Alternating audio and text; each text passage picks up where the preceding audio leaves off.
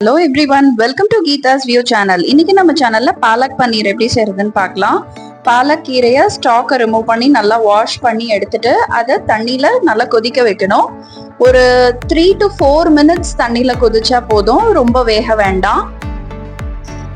கீரை நல்லா வெந்துடுச்சு. இப்போ இதை ஒரு தட்டில் போட்டு நல்லா ஆறுனதுக்கு அப்புறம் அதோட ஒரு சின்ன துண்டு துருவின இஞ்சி, காரத்துக்கு ஏற்ற மாதிரி ஒரு 5 பச்சை மிளகா சேர்த்து மிக்சியில நல்லா பிளெண்ட் பண்ணி எடுத்துக்கலாம். ஒரு பேன்ல 2 ஸ்பூன் பட்டர் சேர்த்துட்டு பட்டர் உருகுனதும் 3 கிராம்பு, ஒரு துண்டு பட்டை, 1 ஸ்பூன் ஜீரகம், 4லேருந்து 5 பல்லு பூண்டு நல்லா பொடியா நறுக்கி அதையும் அதோட சேர்த்துக்கலாம்.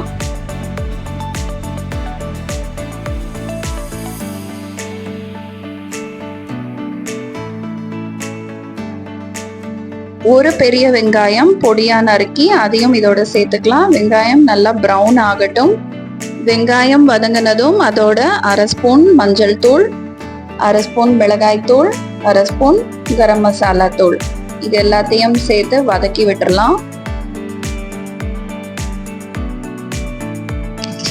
பொடியா நறுக்குன 1 கப் தக்காளி இதோட சேர்த்துக்கலாம்.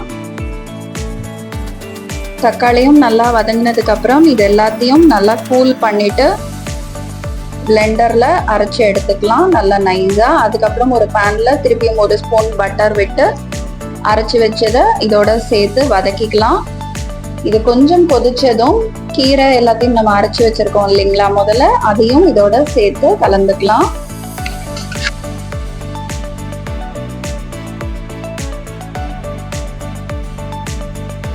இதோட தேவையான அளவு உப்பு சேர்த்து நல்லா கலந்து விட்டுறலாம். நான் இப்போ 200 கிராம் பன்னீர் எடுத்திருக்கேன். பன்னீரை சின்ன சின்ன கியூப்ஸா கட் பண்ணி அதையும் இதோட சேர்த்துக்கலாம்.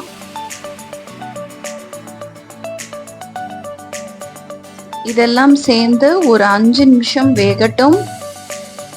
அவ்வளோதாங்க, சூப்பரா ஹெல்த்தியான டேஸ்டியான பாலக் பன்னீர் ரெடி. இது சப்பாத்திக்கு ஒரு சூப்பரான சைட் டிஷ்.